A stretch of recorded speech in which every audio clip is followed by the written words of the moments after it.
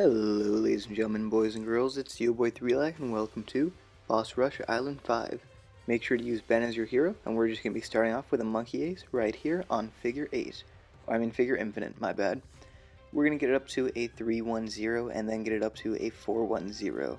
Of course, at skull 10, we're going to have to sell the monkey ace in exchange for more defense, but we don't have to worry about that for a bit. The monkey ace is a fast start and just very simple.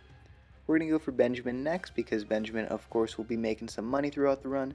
Now, Benjamin isn't too important. If you want to use any hero, or honestly no hero, is going to do pretty much the same thing. We're going to be placing down a bunch of 103 druids. In fact, we're going to get 10 of them in total before we start selling them.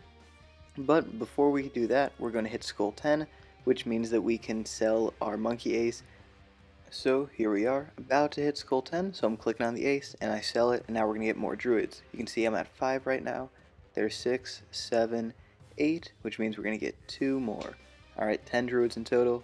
I wouldn't really recommend you go over that, otherwise you can have some minor financial problems, especially if you're losing a little bit of monkey knowledge, right? I try to make sure that when possible, guides are available for people who don't have that 5% sellback knowledge, although please, I'd recommend you get it.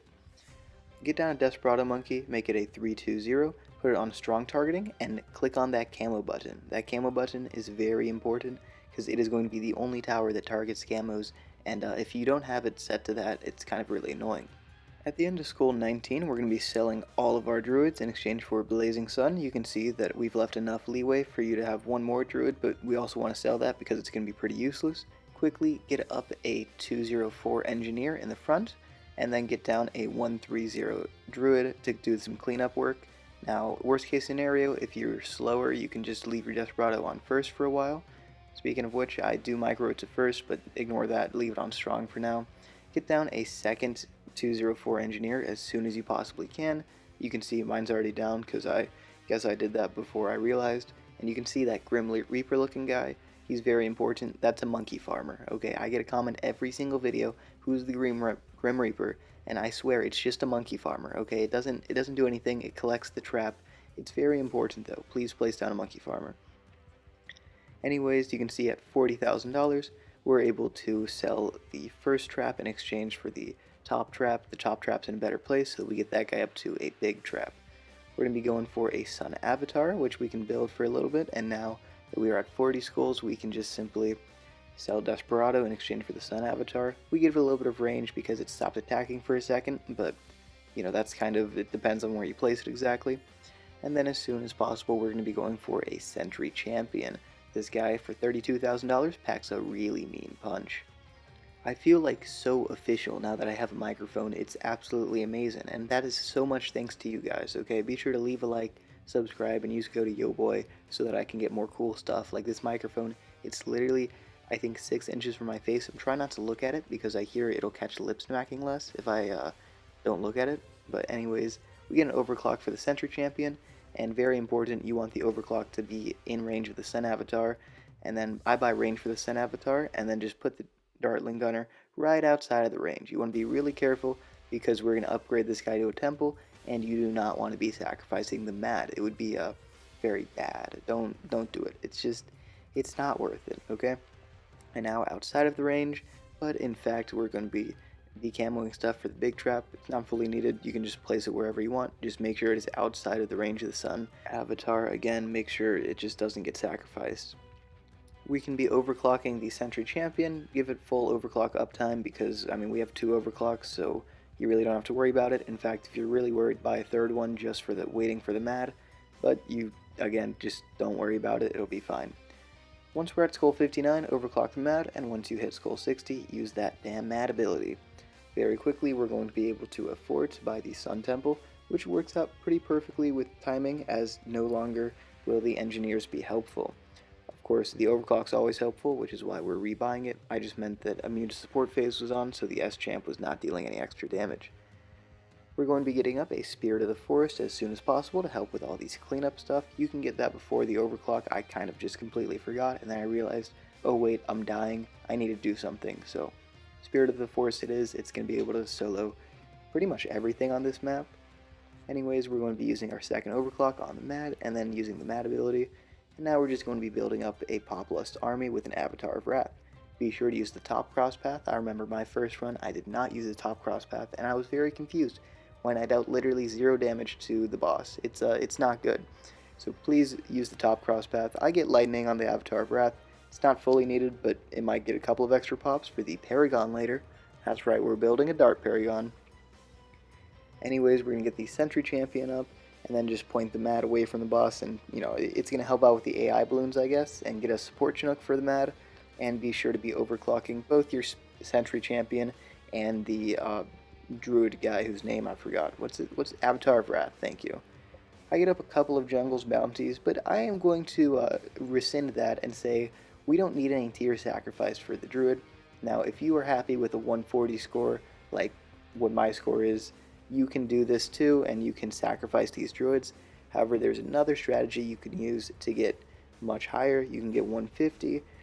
Technically, you could do 170 if you really want to push things, but I'm not too sure how possible that is. Definitely you can get 150. I'll explain how to do that a little bit later, but first let's actually get there in the video, as things just make a lot more sense explaining when they're on screen actively. So you can see here we're finally getting rid of all of these guys, getting up a third overclock, and we're going to be getting up another tower. That's right, the Flying Fortress. Of course, it's going to be helpful for the immune to magic phase, and once the immune to magic phase is over, we're going to be able to get the Druid Paragon. I use an overclock on the Flying Fortress, and then I get one for the Mad and use the ability as soon as possible. If you are behind substantially, you might want to have moved the Mad into a lower location, but this should really be fine for anyone. I'm going to be filling up my tier sacrifice, but if you are ahead of me or on pace with me and you want to get a higher pop count, you don't really have to sacrifice the tiers. Honestly, for anyone who's really lazy, you still don't have to sacrifice tiers, because getting to 140 in this game is extremely easy. Just for this island and these towers and stuff, it's really chill. You don't have to worry about it too much. Just make sure you're overclocking your Mad and your Flying Fortress, and we'll be swiftly on our way. You can see here that we've raised about $250,000, and we have all of our tier 5s and sacrifices and stuff placed already. Now, I use my final overclocks, and then I sell the overclocks, and then we're going to sell the useless stuff, which is the S-Champ and the balloon trap. I'm doing this pretty slow so that the primary rocks can, first try.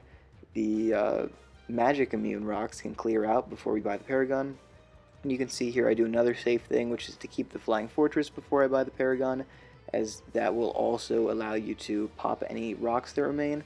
But really, what you could do is just wait till you're at like 112 or 113 skulls, because by then all the rocks will be gone, and then you can sell your Flying Fortress. You really should be fine either way, though. We have more than enough money, but it kind of just depends on, you know, if you're really behind in the guide. But for us personally, we're just getting 140, so we're going to be selling everything after we get to the Druidgon.